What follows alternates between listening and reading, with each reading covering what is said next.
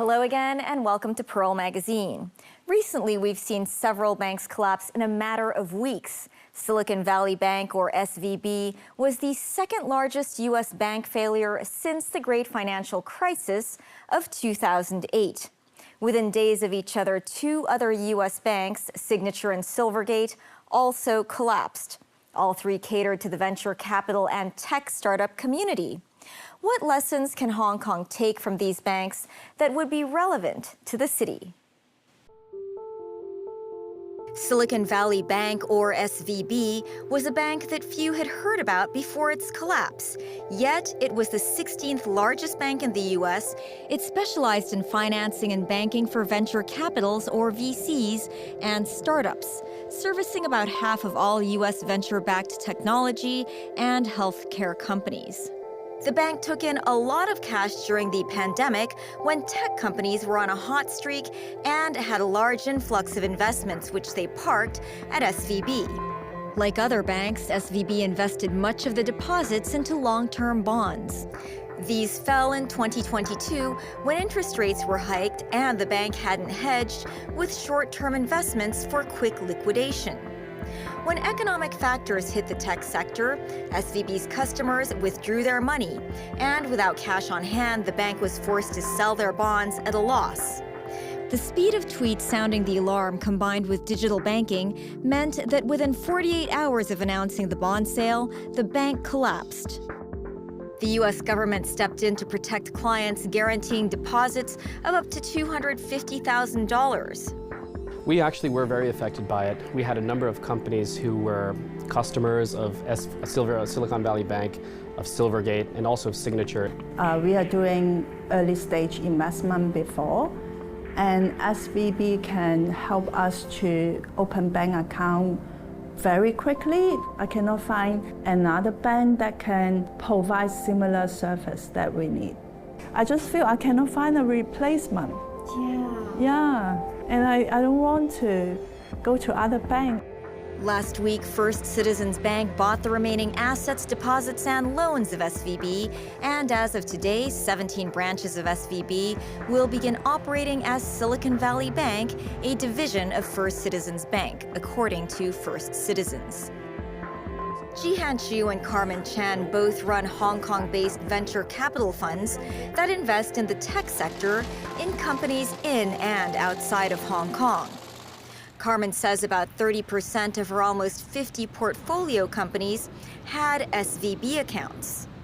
For my portfolio company, they are trying to decentralize, open a few different bank accounts in different banks, and that would be the going forward strategy, instead of concentrating all the money in one bank account. Jihan, who invests purely in blockchain companies and has over 250 companies in his portfolio, says all of them have accounts in one or more of the three collapsed banks, SVB, Signature, and Silvergate, all of which are blockchain and crypto-friendly banks. With the collapse of these banks, both Jihan and Carmen cite a need for a bank like SVB, which truly caters to the VC and startup community by providing loans in a way others don't, such as valuing your shares or equity in a company, especially in light of the fact that the Hong Kong government is trying to promote the city as a startup hub. One of Silicon Valley Bank's key products was venture debt. And venture debt simply means that you can take loans against your venture equity. Now, for a venture capital fund, that's really essential because it gives you the ability to borrow against the funds that will come to your fund that are invested by other limited partners. So it's a way of getting liquidity in an industry where it's quite difficult. Gary Ng, senior economist of Natixis Investment Bank, says that the alternative financing options that SVB offered is important to the global VC community. Even though the startup scene is actually growing in Hong Kong, it's not comparable to the US yet. There's a bit of distance. So there's not really that option here to actually borrow under the company name, which is the VC or the startup if Hong Kong is able to offer some options, maybe under some large banks or maybe together with some of the government guaranteed program, so that some of the startup can actually bank on the such scheme to meet the liquidity need, I think it will be very helpful for them. Carmen says this is the reason founders in the U.S. are able to do angel investments, that is, invest in other startups, and the reason the U.S. startup ecosystem is so vibrant.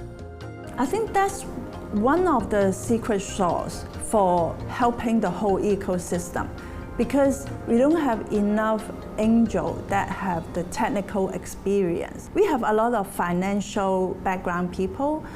I feel financial background people are more helpful in the later stage, especially when you need to do IPO. So I think it would be more meaningful if we have a community of founders or senior executives of startup who can participate. HSBC UK has taken up the cause of SVB, buying the UK business for £1, bringing staff, assets, and liabilities of SVB UK into HSBC's portfolio. For a bank like HSBC, which is large in size by nature, they would be able to endure such a sudden shock, such as it could be from interest rate or from different areas, versus the smaller one, the original one like SVB itself. So I think the biggest difference here is that HSBC is a diversified bank. So even though it includes a certain like a portion of the asset in the SVB branch in the UK, it wouldn't create that concentration risk that SVB has of a sole focus on startup. With Hong Kong set to announce new regulations in June that would push Hong Kong's status as a leading crypto hub, having banks that offer on and off ramps between fiat and crypto is key, according to Jihan. For the blockchain community, just being bankable itself and having a fiat off-ramp and on-ramp is very important. So these banks would provide both, well, at least Signature and Silvergate. They were more crypto-friendly in that you would be able to have cryptocurrency balances there as well. This is the same way current bank customers can hold different currencies in their bank accounts. Silvergate and also Signature had these special networks that would provide intra-bank and intra-client transfer. It's called the Send network, which allowed for instantaneous transfer of funds between clients that were using the network. And again, this was essential for blockchain companies who are used to instantaneous funds transfer.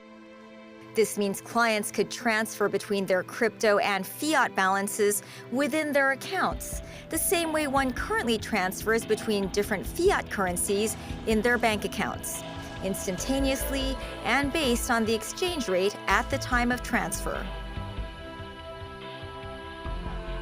Evan Aoyang, president of a world leader in blockchain and digital gaming with a broad portfolio that includes numerous metaverse-related companies, says in order to make Hong Kong a truly competitive crypto hub, on and off ramps between fiat and crypto are a necessary part of the ecosystem. For development of virtual assets, we do need a bank that is friendly with virtual assets, because that is what we're trying to develop, right? So the key thing is really about on-ramps and off-ramps, right? Banks, either traditional or newer entries, can actually facilitate this on-ramp and off-ramp in a way that is just like the rest of how the financial industry works. The digital asset space is not any different from any other asset classes, in fact. At the end of the day, it doesn't matter if there's a new bank doing it or a rising institution going after it. It doesn't have to be like a Signature, right, or anything like that. A traditional bank can actually do it. Jihan says that not having the on and off ramps between fiat and crypto will take the community back by years to when crypto services were really unsafe. Without the banks to provide these on and off ramps for blockchain companies and crypto exchanges, etc., they have to find other ways. They have to go through very kind of circuitous routes, which can add both friction and risk. What we don't want is a lot of back alley dealing, which is what we saw in the very beginning of the cryptocurrency days when things were more dangerous. We've come so far in terms of the institutionalization of cryptocurrency in the blockchain area. And I think what we're seeing now is steps backwards, and we need to make sure we keep moving forward, because Digital currency is here to stay, blockchain is here to stay, and we really want to foster that environment and make sure that Hong Kong can become truly a center of this industry. Evan points out that this is an opportunity for Hong Kong to take the lead in regulation by creating new guidelines that are suited for the region. It is actually vitally important, right, that the regulators of Hong Kong not be laid back and look at what other jurisdictions are doing, because this is essentially what regulators are doing around the world, is looking at what each other is doing. When there's a dearth of leadership, Hong Kong should have the confidence to take global leadership in this space. Just like how Hong Kong is a capital market for TradFi, traditional finance, for China, it is exactly the same for digital asset space because it connects the rest of the world to China. Other crypto hub contenders include Singapore and the UAE. Hong Kong ranks in the top 5 international financial hubs, with New York and London. This could make it Hong Kong's status to lose if it doesn't take the right approach. After the break, traditional Chinese betrothal cakes are making a comeback. Stay with us.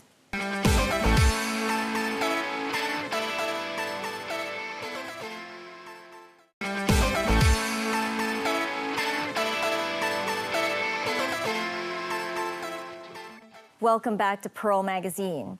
According to the Chinese lunar calendar, this year is one of the best years for marriage. Following Chinese traditional wedding customs, betrothal cakes must be offered to relatives and friends. The making of betrothal cakes has been passed down generation to generation for hundreds of years, and the traditional craftsmanship is listed as an intangible cultural heritage. Reporter Alice Khan checked out the technique of making these special cakes.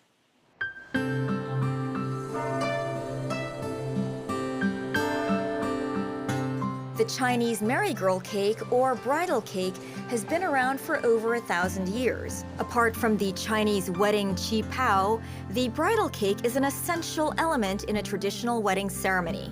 The bridal cakes are a gift offered by the groom's family to the bride's family after the engagement. This giving of a dowry known as gu dai lai seals the engagement. The bride's family then gives the cakes to their relatives. Although many Hong Kong people have a Western-style wedding, some new couples still practice the tradition. We have guo dai lai. We did those customs, and then I think those bridal cakes are included in the basket, 2 baskets. We do need to respect culture and old-fashioned things because I think they are assets. So yeah, it's good to preserve them, and yeah, it defines who we are. My family is very traditional, and giving bridal cakes is a message to relatives and friends that we are going to get married. Nowadays, many of 90s couples will go for the traditional dowry. It is the trend that we will take pictures after buying bridal cakes. I think our generation loves the vintage stuff. It is necessary to preserve the craftsmanship because of the cultural preservation. Because the Hong Kong government wants to preserve traditional craftsmanship, the bridal cake making technique is included on the list of Hong Kong intangible cultural heritage. I'm happy. I didn't expect that. I didn't expect that can accomplish this. This baker, Mr. Lam, has been making Chinese bridal cakes for over 50 years. The ingredients are simple, but the way of making it is very complicated. It's very difficult to master the technique. This is oil dough. When you knead the dough, it has to be even but not elastic. Look, when you split the dough, it should be separated easily. The wrapping is thin, while the fillings is big. It has to be handmade. I was an apprentice when I was 15 years old. Back then, the seafood master taught me to make bridal cakes. I was very hardworking, so seafood was willing to teach me. Bridal cakes are made with a wrap and filling. The recipe involves making lotus seed paste, mung bean paste, and using a variety of nuts as the filling. In China, there are around 30 to 40 types of different tastes and ingredients. Mr. Lam said some bridal cakes are still very popular over the past 50 years. Red lotus seed cakes, yellow mung bean cakes, and Chinese ham white cakes are very popular. When my daughter got married, I gave bridal cakes to friends to share my happiness. I also made some bridal cakes for my relatives. Mr. Lam is a baker at this 85-year-old traditional Chinese bakery. This chain bakery has been making bridal cakes since the 1940s and has a large share of the Hong Kong market. This is our founder, Mr. Wong Yip-wing, and he's my grandfather who started it all. This is the miniature of our first shop, and it's in Shanghai Street. In the center of the shop, that's what's interesting. So that is kind of what a dowry preparation may look like. So you can see in those containers, there are the Chinese bridal cakes, and there is the spirits and the wines, and those bridal boxes. And on the floor, you see next to it, that's the live chicken that I was referring to. There will be chickens, there's fish, there's various types of meats. And so all of those things would go together in the delivery for the dowry ceremony. Carlson Wong is the third generation and now runs the bakery. It's a very traditional boxes. Yeah, so these are the containers that people would use to carry all of the good gifts over to the bridal family, to the bride's family. And so Chinese bridal cake is a key gift in what is being brought over. We measure it in tam, yat tam bang. Tam signifies it equals to 100 kati. So 100 kati of Chinese bridal cakes. And in 100 kati, on average, is about 400 of these cakes in there. The number of bridal cakes is auspicious. It is always in even numbers, 4, 6, and 8, because even numbers mean luck. Carlson says the craftsmanship of making bridal cakes has been passed down from his grandfather and sifu or masters. The type of Chinese bridal cakes that we do is a Guangdong style. I think it's passed down from just craftsmen, our sifu, you know, from one generation to another. I can make a cake, but probably not the best one. But yeah, we've all had a go at it and learn the process of making different types of products. The handcraft is in the wrapping of the puff pastry that makes it done well. And you can typically see the outer dough of the Chinese bridal cakes is quite flaky. And so it's that flakiness and the thinness of the outer dough that makes it a good one. In the past, we have looked at options or ways for us to add in more equipment that can assist the process. But because of how sophisticated that wrapping skill is, so far we haven't been able to find machinery that can do that can still deliver the same quality that we require. And so as of now, it's still wrapped individually by hand by our sifus. However, the problem is most of the skilled bakers are not young. Actually, very few people are willing to enter the industry, but we welcome young people to join the trade. We will teach them. In an effort to pass on the craftsmanship, Carlson set up a workshop offering classes to those who were interested in making bridal cakes. They would teach us the next generation for, if people who are interested in this craft. Today, Mr. Lam taught us how to make the red lotus seed bridal cake.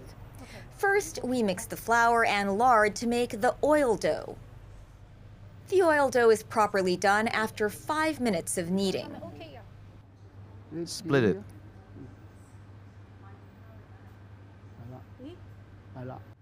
Good.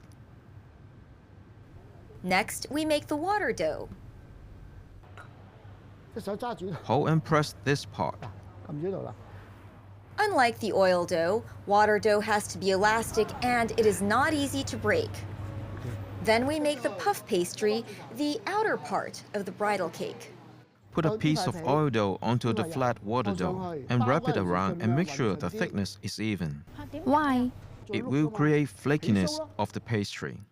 The most important process is wrapping the filling, the red bean lotus paste, with pastry. Why is this step the hardest part of the process? You can see the filling is big, the wrap is thin. Insert it slowly into the wrap. Don't break the wrap. The thickness has to be even, right? Be careful. Move your hand while you are inserting the fillings. Don't push it too hard. Insert it slowly. Honestly, it is not easy, Sifu. Finally, a red stamp with Chinese good wishes written on top of the cake, and into the oven they go. And they're ready.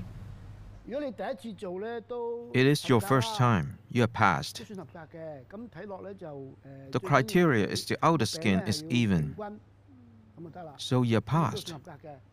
Try it. Ours are not very sweet, actually. What I want to say is I hope the craftsmanship is preserved. It is flaky. It is crispy.